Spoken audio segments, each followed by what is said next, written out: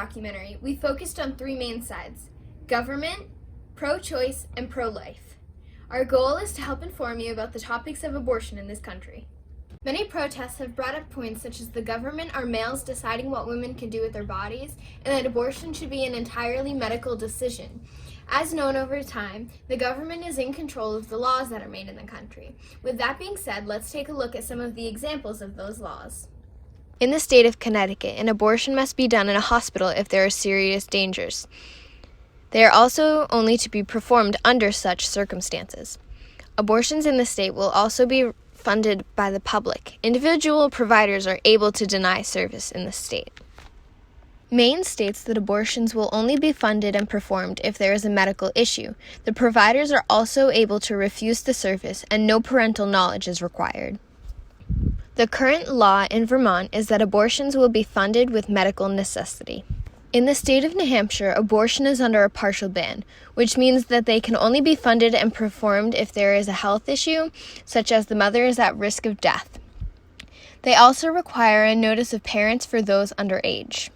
In Massachusetts, abortion is required to be performed by a licensed physician.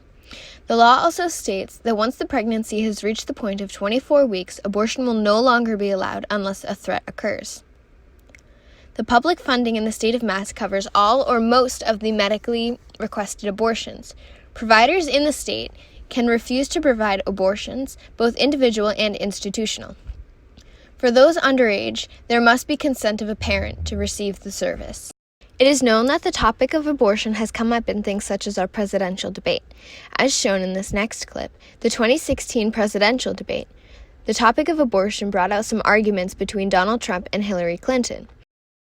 That's the issue of abortion. Right. Mr. Trump, you're pro-life, but I want to ask you specifically, do you want the court, including the justices that you will name, to overturn Roe v. Wade, which includes, in fact, states a woman's right to abortion? Well, if that would happen, because I am pro-life and I will be appointing pro-life judges, I would think that that will go back to the individual states. But I'm asking you specifically, would you If they overturned it, it'll go back to the states. But what I'm asking you, sir, is do you want to see the court overturn? You just said you want to see the court protect the Second Amendment. Do you want to see the court overturn Roe v. Wade? Well, if we put another 2 or perhaps 3 justices on, that's really what's going to be, that will happen. And that'll happen automatically, in my opinion, because I am putting pro-life justices on the court. I will say this, it will go back to the states, and the states will then make a determination. Secretary Clinton. Well, I strongly support Roe v. Wade, which guarantees a constitutional right to a woman to make the most intimate, most difficult in many cases, decisions about her health care that one can imagine. And in this case, it's not only about Roe v. Wade. It is about what's happening right now in America. So many states are putting very stringent regulations on women that block them from exercising that choice, to the extent that they are defunding Planned Parenthood, which, of course, provides all kinds of cancer screenings and other benefits for women in our country. Donald has said he's in favor of defunding Planned Parenthood. He even supported shutting the government down to defund Planned Parenthood. I will defend Planned Parenthood. I will defend Roe v. Wade, and I will defend women's rights to make their own health care decisions. And we have come too far to have that turned back now. And indeed, he said women should be punished, that there should be some form of punishment for women who obtain abortions. And I could just not be more opposed to that kind of thinking. I'm going to give you a chance to respond, but I want to ask you, Secretary Clinton, I want to explore how far you believe the right to abortion goes. You have been quoted as saying that the fetus has no constitutional rights. You also voted against a ban on late-term partial birth abortions. Why? Because Roe v. Wade very clearly sets out that there can be regulations on abortion so long as the life and the health of the mother are taken into account. And when I voted as a senator, I did not think that that was the case. The kinds of cases that fall at the end of pregnancy are often the most heartbreaking, painful decisions for families to make. I have met with women who, toward the end of their pregnancy, get the worst news one could get, that their health is in jeopardy if they continue to carry to term, or that something terrible has happened or just been discovered about the pregnancy.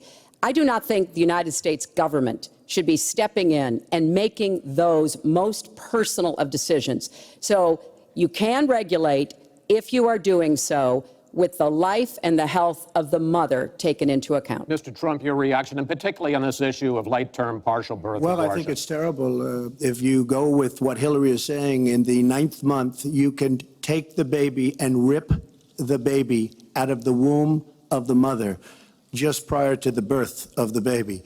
Now, you can say that that's okay, and Hillary can say that that's okay, but it's not okay with me. Because based on what she's saying and based on where she's going and where she's been, you can take the baby and rip the baby out of the womb in the 9th month on the final day. And that's not acceptable. Well, that is not what happens in these cases. And using that kind of scare rhetoric is just terribly unfortunate. You should meet with some of the women that I've met with, women I've known over the course of my life. This is one of the worst possible choices that any woman and her family has to make. And I do not believe the government should be making it. You know, I've had the great honor of traveling across the world on behalf of our country. I've been to countries where governments either forced women to have abortions like they used to do in China, or forced women to bear children like they used to do in Romania. And I can tell you the government has no business in the decisions that women make with their families in accordance with their faith, with medical advice, and I will stand up for that right. All right. But just briefly, I want to move on And to another honestly, segment. nobody has business doing what I just said, doing that as late as 1 or 2 or 3 or 4 days prior to birth. Nobody has that. All right.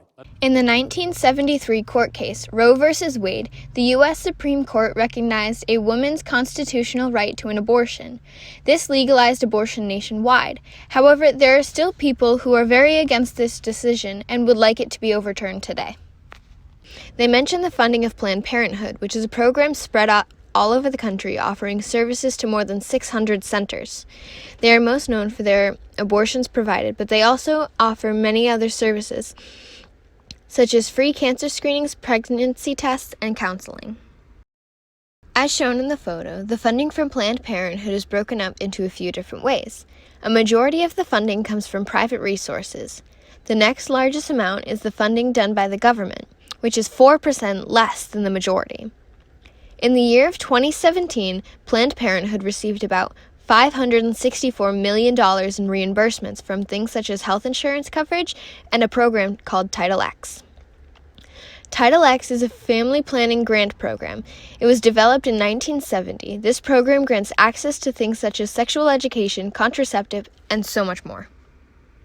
The definition of pro-choice is advocating legalized abortion. This means that people who are pro-choice believe in the support of maintaining safe and legal abortions.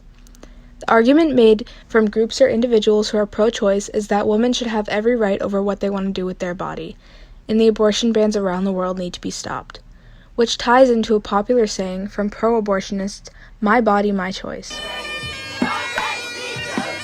The largest abortion protest in history is known to have been in 2004 at the annual March for Life in Washington, where over 1 million pro-choice activists converged into the nation's capital and protested against the government's efforts to destroy women's health and reproductive rights.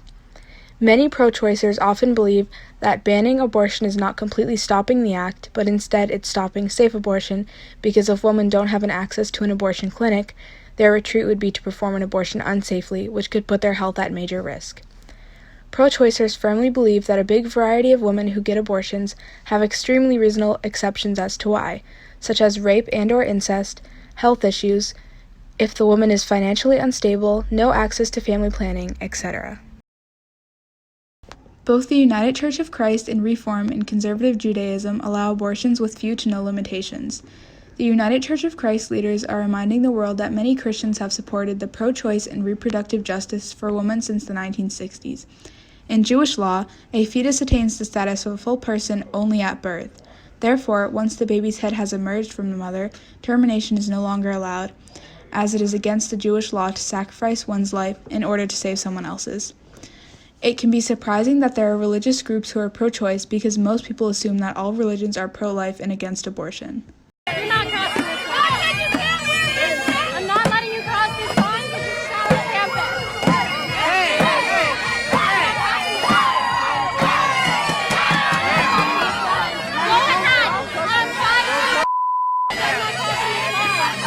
not crossing this line. Pro-life groups include people who believe that we must value all life, even in the womb. Some anti-abortionists believe that abortions are only okay when the mother could be harmed or before a certain amount of weeks into pregnancy. The protests that anti-abortionists are a part of includes the March for Life, which protests Roe v. Wade. The March for Life is the nation's largest annual pro-life event. If Roe v. Wade is overturned, then 4 states will have an immediate ban on abortions, including Louisiana, Mississippi, North Dakota, and South Dakota. One of the big reasons that some people are against abortions is for religious beliefs. For instance, the Roman Catholic Church does not permit abortions in any circumstance, even if the mother's life could be harmed. The Southern Baptist Convention opposes abortion, but will allow it if the mother's life is in danger. Another reason is that some people just do not like the thought of terminating a pregnancy and claim that abortion rights are women's rights. According to the president of the Family Foundation of Virginia, Victoria Cobb, when a woman gets pregnant, the people who are saying she must take the life of her child in order to continue school or have a thriving career are the people who are supposed to be on the side of pro-woman. There are also points that have been made about the science part of abortions and how the fetus has pain receptors and a beating heart by a certain amount of weeks into pregnancy. For instance, a heartbeat bill was passed in Georgia in 2019 to ban abortion as early as 6 weeks into pregnancy. It was the fourth to do something like this that year.